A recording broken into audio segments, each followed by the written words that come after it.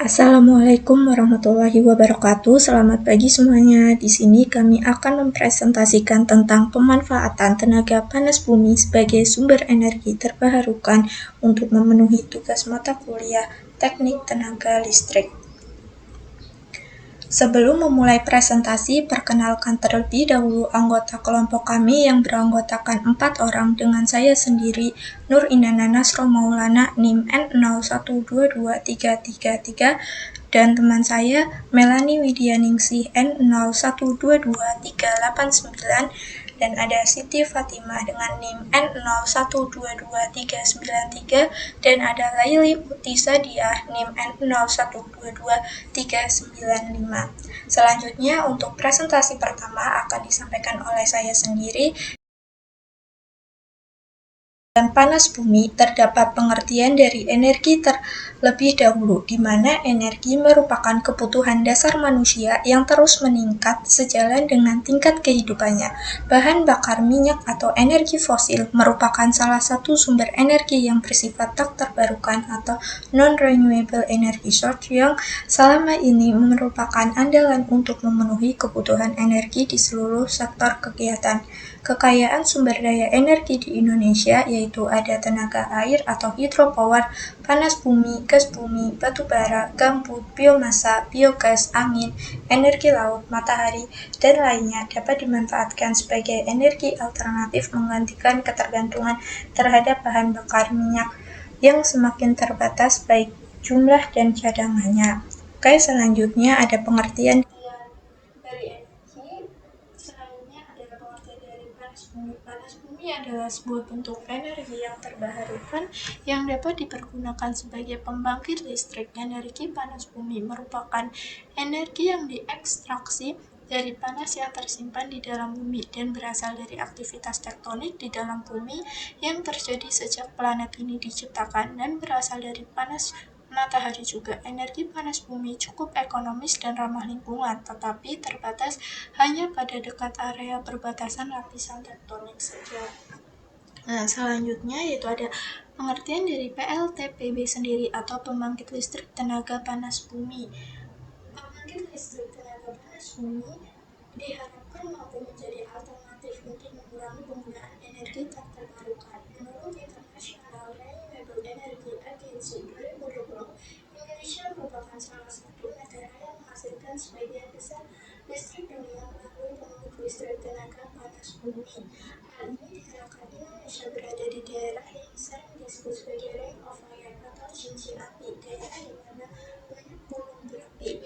Pembangkit listrik tenaga panas bumi adalah pembangkit yang menggunakan panas bumi sebagai sumber utamanya untuk menghasilkan listrik. Tenaga ini diperoleh dengan menggunakan sumur bor untuk menyalurkan air panas atau uap dari bumi dengan suhu sekitar 300 derajat Fahrenheit hingga 700 derajat Fahrenheit untuk melewati turbin, yang kemudian menghasilkan tenaga listrik. Panas di dalam bumi tersedia pada kedalaman lebih dari 80 km, tetapi di beberapa lokasi tersedia pada kedalaman 300 hingga 3000 meter. Tenaga ini banyak digunakan untuk proses industri, pemanas ruangan, untuk berbagai jenis bangunan dan pertanian. Pembangkit listrik panas bumi mungkin menarik bagi negara-negara berkembang karena membutuhkan lebih sedikit investasi dalam infrastruktur dan investasinya. Selanjutnya ada sejarah dari PLTPB sendiri. PLTPB permintaan listrik yang terus meningkat membuat Pangeran Piero Gennaro Conti melakukan uji coba pembangkit listrik tenaga panas bumi untuk pertama kalinya pada tanggal 4 Juli 1904 di Lardero, Italia. Pada percobaan tersebut, ia berhasil menghasilkan listrik untuk menyalakan 4 buah lampu. Selanjutnya, di tahun 1911, di tempat ini dibangun pembangkit listrik tenaga panas bumi komersil pertama. Sekitar tahun 1920 dilakukan uji coba pembangkit oleh beberapa negara seperti Jepang dan Amerika Serikat. Namun, hingga 1958 belum ada negara yang berhasil membangun industri pembangkit listrik tenaga panas bumi selain Italia. Dan di tahun 1958, Selandia Baru sukses menjadi salah satu penghasil listrik tenaga panas bumi terbesar, yakni dengan didirikannya pembangkit listrik Wairego. Teknologi flash steam pertama kali digunakan pada pembangkit listrik ini. Pacific Gas and Electric mulai menjalankan pembangkit listrik pertama di tahun 1960 di The Keyes, California. Sistem sirkulasi biner pada pembangkit ini pertama kali diuji coba di Rusia, lalu di tahun 81 dikenalkan kepada Amerika Serikat. Selanjutnya, dengan adanya krisis pada tahun 1970, menimbulkan adanya perubahan dalam kebijakan regulasi yang memungkinkan penggunaan sumber panas dengan suhu yang lebih rendah. Sebuah pembangkit listrik di mata air panas China, Alaska mulai beroperasi menggunakan siklus biner pada tahun 2006. Pembangkit ini memproduksi listrik dengan rekor suhu paling rendah, yaitu sekitar 57 derajat Celcius. Jerman dan Perancis mengadakan proyek demonstrasi untuk pengembangan siklus biner dengan teknologi pengeboran yang memungkinkan sistem panas bumi ditingkatkan. Percobaan awal juga diadakan di Basel, Swiss, namun dibatalkan karena mengakibatkan gempa bumi. Fluida panas bumi memiliki suhu yang lebih rendah dibandingkan penggunaan uap, sehingga efisiensi termalnya hanya berkisar antara 10-23 derajat. Efisiensi sistem tidak berpengaruh pada biaya operasional seperti pada pembangkit berbahan bakar fosil, tapi tetap mempengaruhi masa hidup pembangkit. Oke, selanjutnya ada prinsip kerja PLTPB yang akan disampaikan oleh rekan saya. Terima kasih.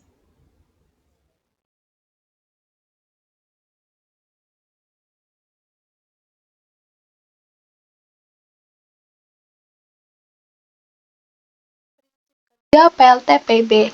Energi panas bumi bisa diperoleh melalui pengeboran atau drilling hingga ke reservoir di kedalaman 1.500 sampai 2.500 meter. Fluida termal yang ada di dalam reservoir lalu dialirkan untuk menggerakkan turbin dan memutar generator pada PLTP sehingga menghasilkan energi listrik. Fluida termal lalu diinjeksikan melalui sumur injeksi agar kembali menuju reservoir. Hal ini bertujuan untuk menjaga keseimbangan fluida dan panas. Dengan demikian, sistem panas bumi bisa terus berjalan. Dalam prinsip kerja PLTPB sendiri, terdapat beberapa proses, yaitu yang pertama, pengeboran sumur panas bumi. PLTB sendiri memerlukan sumber energi yang cukup besar dan stabil. Oleh karena itu, sumur bor harus ditempatkan pada daerah yang memiliki potensi energi panas bumi yang tinggi. Setelah menemukan sumber energi panas yang tepat, maka dilakukan pengeboran sumur untuk mencapai reservoir panas bumi di bawah permukaan tanah. Yang kedua adalah proses pengambilan fluida panas. Setelah berhasil menemukan reservoir panas bumi, maka fluida panas yang terkandung di dalamnya dapat diambil melalui sumur bor. Fluida panas diambil melalui sumur bor ini berupa air panas atau uap yang memiliki suhu yang bertekanan tinggi. Yang ketiga yaitu proses konversi energi panas menjadi energi listrik. Fluida panas yang diambil dari reservoir pada panas bumi akan dipompa ke permukaan dan dilewatkan melalui penukar panas. Penukar panas akan memindahkan panas dari fluida panas ke air yang berada di dalam pipa. Air yang dipanaskan akan berubah menjadi uap yang kemudian menggerakkan turbin untuk menghasilkan energi kinetik yang selanjutnya energi kinetik sendiri oleh generator diubah menjadi energi listrik. Yang keempat yaitu proses pendinginan uap. Setelah menggerakkan turbin, uap yang digunakan untuk menggerakkan turbin tersebut akan dikembalikan dalam kondisi cair menuju penukar panas untuk didinginkan. Cairan dingin kemudian akan dikembalikan ke dalam reservoir untuk dihangatkan kembali dan menjadi uap yang digunakan pada siklus yang selanjutnya. Yang kelima adalah proses pengiriman energi listrik ke grid. Energi listrik yang dihasilkan oleh generator kemudian akan dikirimkan menuju grid listrik untuk didistribusikan ke konsumen melalui jaringan transmisi dan distribusi listrik. Selanjutnya adalah cara kerja PLTPB sendiri. Pada prinsip kerja di awal tadi sudah disinggung beberapa proses perubahan energi panas bumi menjadi energi listrik. Nah, di sini akan dijelaskan lebih detail mengenai cara kerjanya seperti yang dilihat pada gambar. Air yang berada pada menara pendingin ini disuntikkan ke dalam perut bumi pada bagian yang panas melalui injektor. Air yang telah disuntikkan akan menjadi panas akibat panas bumi sehingga menghasilkan uap yang bertekanan tinggi. Uap tersebut akan dialirkan kepada sumur produksi. Uap yang dihasilkan tadi masih mengandung air sehingga harus dipisahkan dengan menggunakan separator sehingga dapat menghasilkan uap yang murni. Uap murni tersebut dialirkan menuju turbin untuk digerakkan. Turbin yang berputar membuat generator ikut berputar. Dengan gaya elektromagnetik, putaran generator atau energi kinetik diubah menjadi energi listrik. Uap bekas putaran turbin yang dialirkan ke kondensor akan diubah menjadi air. Dari kondensor setelah diubah menjadi air, maka akan dialirkan menuju tempat pendingin untuk dilakukan proses seperti yang awal tadi. Setelah dingin lalu akan disuntikan pada panas bumi dan begitu seterusnya. Adapun teknologi yang digunakan pada PLTPB berdasarkan yang dilansir oleh kami pada laman SDM, saat ini ada 3 macam teknologi PLTP yang dapat digunakan, yaitu yang pertama, dry steam power plants adalah tipe pembangkit yang tertua sekaligus yang pertama dikembangkan. Cara kerjanya adalah uap panas dialirkan langsung ke arah turbin. Turbin akan bekerja mengaktifkan generator sehingga nantinya dapat menghasilkan listrik. Sisa panas dari production well kemudian akan dialirkan melalui injection well untuk diinjeksikan kembali ke dalam reservoir.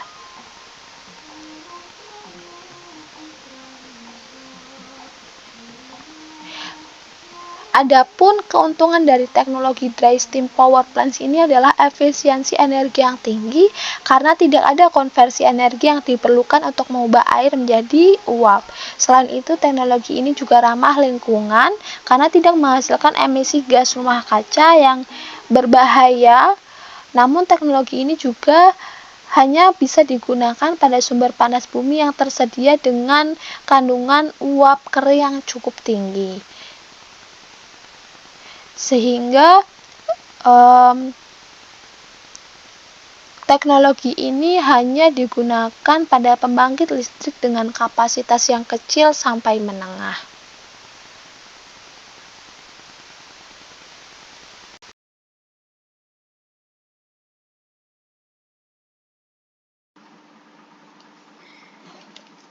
Oke, sebelumnya Assalamualaikum warahmatullahi wabarakatuh. Saya Leluti Sadia dengan NIM N012239.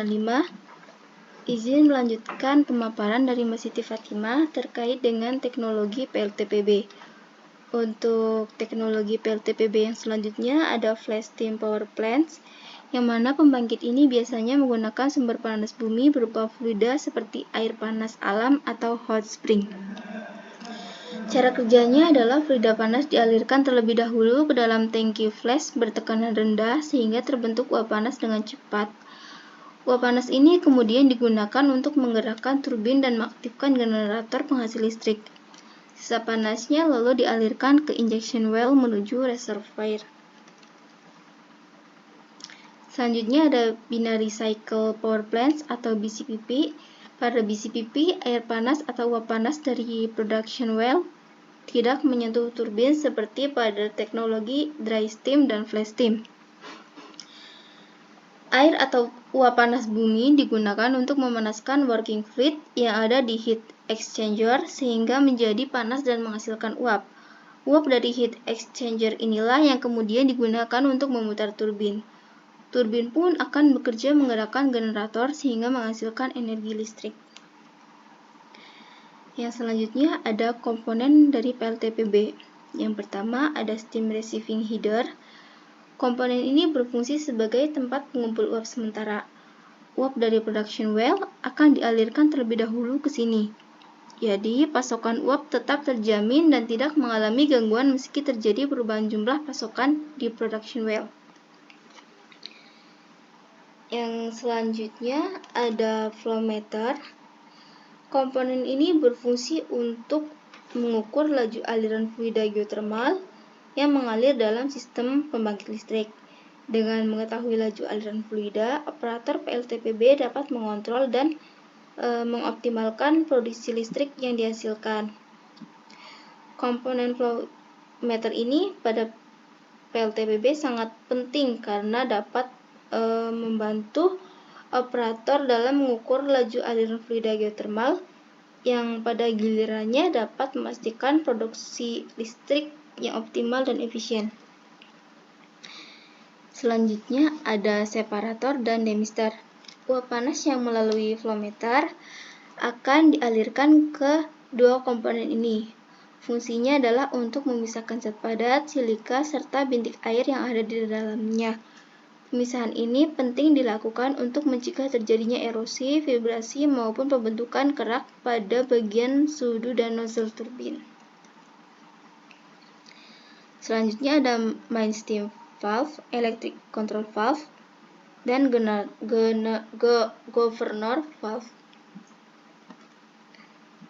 Main steam valve merupakan katup yang mengatur aliran uap utama dari generator uap menuju turbin. Katup ini digerakkan secara mekanis dan biasanya dikontrol oleh sistem pneumatik atau hidrolik. Main steam valve ini bekerja dengan membuka atau menutup aliran uap sesuai dengan permintaan yang diberikan oleh sistem kontrol. Selanjutnya, electric control valve merupakan katup yang dikendalikan secara elektronik dan digunakan untuk mengatur aliran uap di bagian-bagian tertentu dari sistem pembangkit listrik, seperti kontrol suhu, kontrol tekanan, dan kontrol aliran. Electric control valve dapat mengatur aliran uap secara akurat dengan memanipulasi sinyal listrik yang diberikan oleh sistem kontrol. Dan selanjutnya ada governor valve, merupakan katup yang mengatur aliran uap pada turbin. Untuk komponen yang selanjutnya ada turbin, yaitu komponen yang menghasilkan gerakan mekanik yang terhubung dengan generator. Dalam turbin, uap akan memutar double flow condensing yang dipasangkan dengan generator pada kecepatan 3000 rpm. Dan yang terakhir ada generator, yang mana komponen ini berfungsi untuk mengubah gerakan mekanik dari turbin menjadi energi listrik dengan arus, frekuensi, dan tegangan tertentu. Mungkin sekian dari saya. Untuk selanjutnya akan dipaparkan oleh rekan-rekan saya.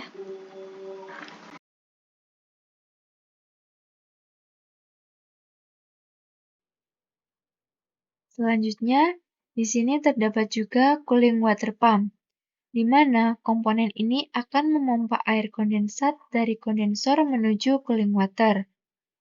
Kemudian, yang terakhir terdapat cooling water. Fungsi utama dari cooling water adalah untuk mendinginkan kondensat yang berasal dari kondensor sebelum disirkulasikan kembali. Itu tadi merupakan beberapa komponen dari PLTPB yang sudah kami rangkum. Selanjutnya, di sini setiap apapun yang diciptakan pasti memiliki keunggulan dan juga kelemahan. Begitu pula dengan PLTPB. Di sini saya sudah merangkum beberapa keunggulan dan juga kelemahan dari PLTPB itu sendiri. Kemudian di sini saya akan menjelaskan dulu beberapa keunggulan-keunggulan yang sudah kami rangkum dari PLTPB. Di sini saya mendapatkan 13 keunggulan dari PLTPB. Yang pertama, PLTPB merupakan energi yang relatif ramah lingkungan karena berasal dari panas dalam bumi. Yang kedua, sumber energi dari PLTPB merupakan sumber energi terbarukan yang bisa dimanfaatkan secara gratis. Kemudian, yang ketiga, perawatannya relatif lebih mudah dan murah dibandingkan teknologi yang memanfaatkan energi tak terbarukan. Yang keempat, PLTPB mandiri energi, sehingga tidak perlu mengimpor energi tak terbarukan atau energi fosil dari luar negeri. Yang kelima, PLTPB mampu mendorong perekonomian dan menciptakan peluang kerja. Yang keenam, PLTPB bebas dari fluktuasi seperti yang dialami energi fosil seperti batu bara, minyak bumi, dan gas bumi, sehingga PLTPB lebih murah daripada energi fosil dalam jangka panjang. Yang ketujuh, beberapa teknologinya mudah diterapkan di daerah-daerah terpencil. Yang kedelapan, produksinya bisa dihasilkan di berbagai tempat dan tidak perlu disentralisasi. Yang kesembilan, reservoir panas bumi dapat diisi ulang sehingga alami dan termasuk energi tipe terbarukan. Kemudian, PLTPB juga memiliki potensi listrik yang sangat tinggi, yang mencapai 2 terawatt. Lalu, PLTPB dapat dibangun di bawah tanah, dan PLTPB memiliki instalasi yang relatif murah. Itu merupakan beberapa keunggulan dari PLTPB.